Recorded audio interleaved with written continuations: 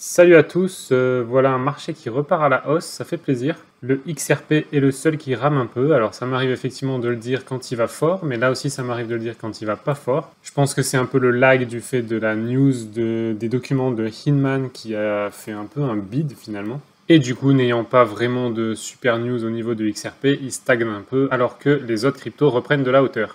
Le Tether, lui, est remonté à 1 $. Mais quand même, je voudrais souligner que ça craint un peu ça, puisque c'est censé être un stablecoin qui reste à 1 $. Donc quand ça commence à chuter comme ça, et c'est pas la première fois, ben c'est quand même pas bon signe. Du coup, effectivement, je vous ai jamais suggéré de prendre du Tether comme stablecoin, plutôt de l'USDC, voire du BUSD. Mais à vous de voir ce qui est le plus pratique pour vous. Bitcoin, lui, a bien augmenté ces derniers jours, et effectivement, il a bien poussé ces 2 derniers jours. Je fais un petit tour sur le market cap global, ça faisait un moment, de toutes les crypto-monnaies, donc incluant Bitcoin ici.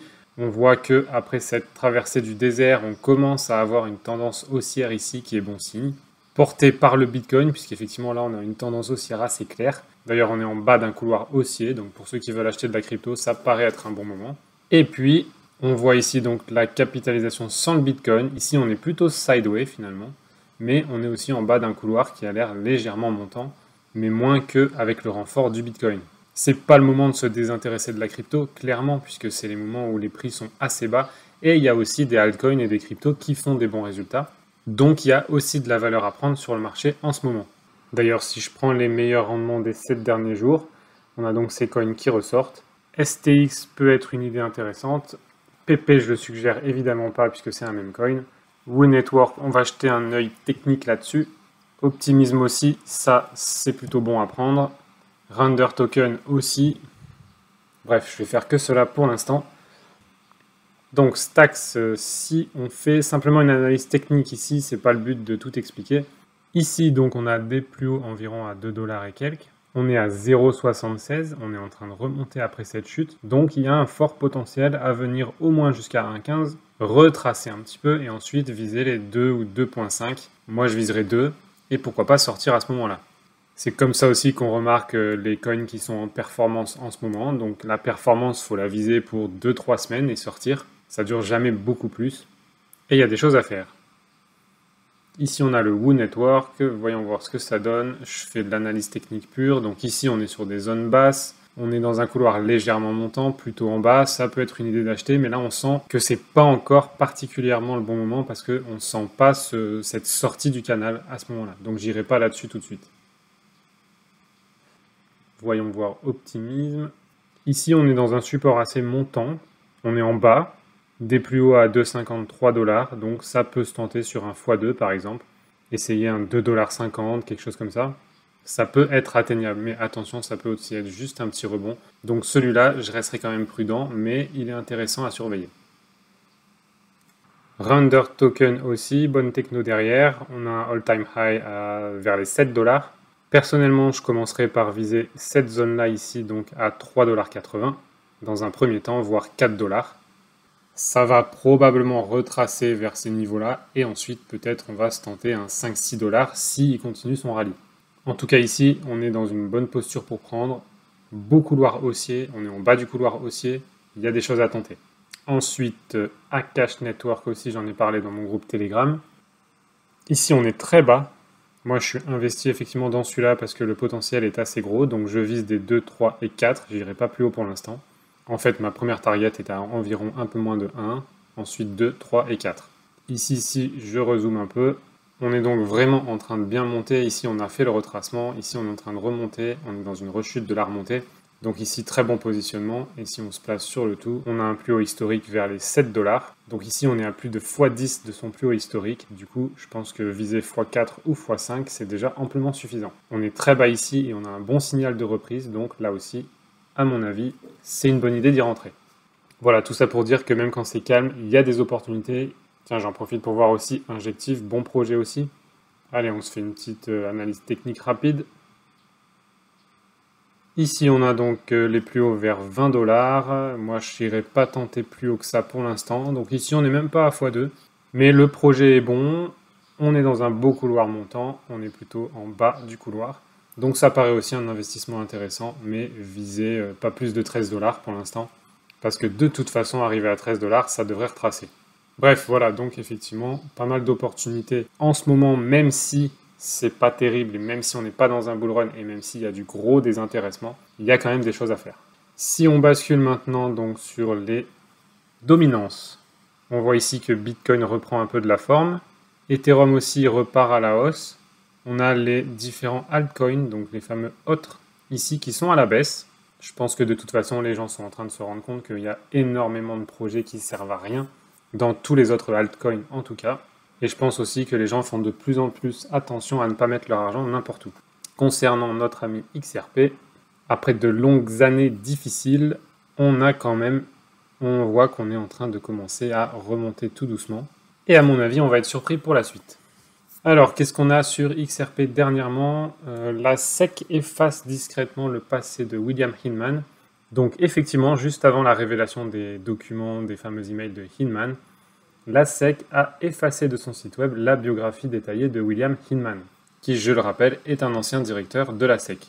C'est lui qui a émis d'ailleurs la plainte contre Ripple, et c'est lui qui a donné la belle carte blanche, le feu vert à Ethereum, et qui a en même temps attaqué Ripple. Donc ça, on va comprendre doucement pourquoi ça a été fait comme ça, et qu'est-ce qui s'est passé derrière. Pour l'instant, les documents n'ont rien révélé de fou, mais je pense qu'il y a du lourd derrière encore à venir. Du coup, c'est ce que je vous dis régulièrement, si vous croyez en Ripple et XRP, si vous croyez en la techno, si vous pensez que c'est vraiment une bonne techno pour l'avenir, alors n'attendez pas et achetez vos XRP maintenant, parce que quand ça va démarrer, ça va pas vous prévenir. Perso, j'ai mes XRP, je sais ce que ça vaut, et du coup, je suis relax, je suis dans le train, et même si c'est seulement début 2025 que tout décolle, j'ai zéro stress et zéro attente. Donc pourquoi la SEC a-t-elle enlevé la biographie de Hinman avant que ces documents soient relâchés? Pareil, on ne sait pas, mais ça cache des choses aussi. Ensuite, encore une bonne nouvelle dans les développements de XRP, qui serait donc désormais accepté comme frais de blockchain pour une blockchain compatible EVM. Donc il s'agit de Root Network, et qui vise justement à résoudre les problèmes d'interopérabilité entre le XRP Ledger et l'écosystème Ethereum. En gros, c'est vrai qu'aujourd'hui, le monde Ethereum et le monde XRP sont deux mondes assez distincts et différents, et qui communiquent pas vraiment entre eux. Regardez sur votre MetaMask qui est un environnement Ethereum, vous n'avez pas accès au XRP Ledger.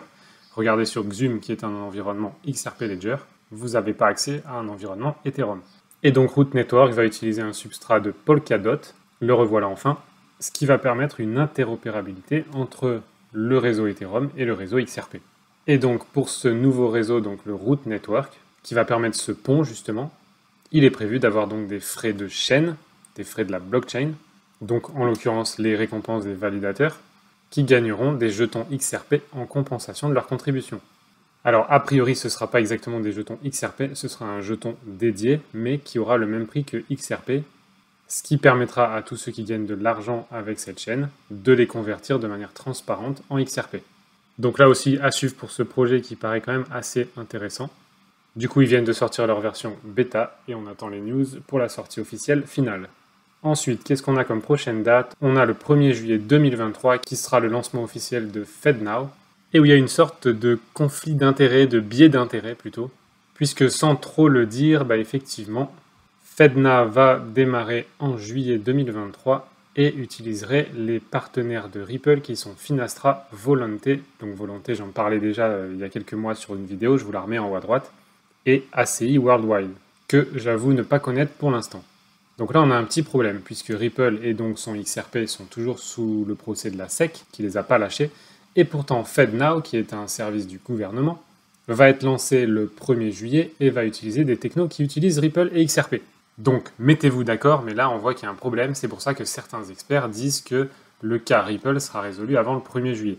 Personnellement, j'ai quand même encore des doutes à ce sujet, parce que ça avance pas vite, et parce que le PDG de Ripple a dit qu'on aurait des réponses d'ici fin septembre 2023. Pour qu'il ait pris une date à la fin de l'été, c'est que potentiellement il va se passer des choses dans l'été. Donc je vois pas forcément un prix du XRP exploser avant la fin août, mais ça pourrait très bien exploser pendant l'été, pendant que personne regarde.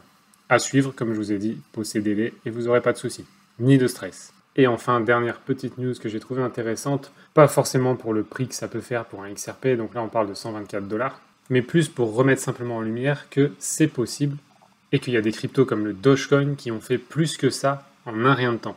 Donc là, soi-disant, un spécialiste prédit une hausse de 24 950% de XRP prochainement pour atteindre les 124 $. Alors il s'agit de Y Crypto, Personnellement, je ne le connais pas plus que ça.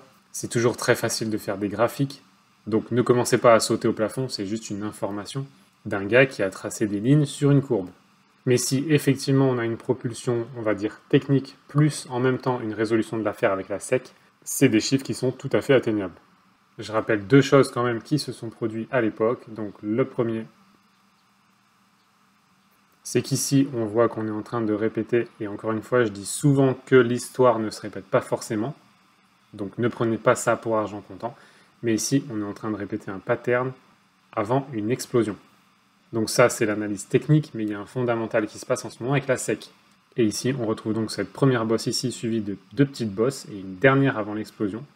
Et ici on a cette grosse bosse ici, plus deux petites bosses, et là on est potentiellement en train de faire la dernière petite bosse avant explosion. Donc effectivement, si tout simplement ce pattern se reproduit, ce qui est loin d'être certain mais qui n'est pas impossible, alors on pourrait voir une hausse absolument faramineuse. Et ensuite, je voulais finir en disant que ici, je reprends le cours du Dogecoin pour vous rappeler qu'il a fait un rallye ici haussier de plus de 26 000%. Et ici, on parle d'un rallye de 24 000%. Tout ça parce que Elon Musk a pété de travers. Donc certes, Elon Musk a du pouvoir, mais si on assiste ici à une envolée de XRP, plus une fin de procès avec la SEC, plus une utilité accélérée de XRP, notamment par le démarrage de FedNow, alors effectivement, un 24 950%, c'est carrément pas déconnant. Est-ce que ça va le faire? L'avenir nous le dira. Et dans ce monde impitoyable de la crypto, n'oubliez pas de prendre soin de votre temps, et moi je vous dis à la prochaine.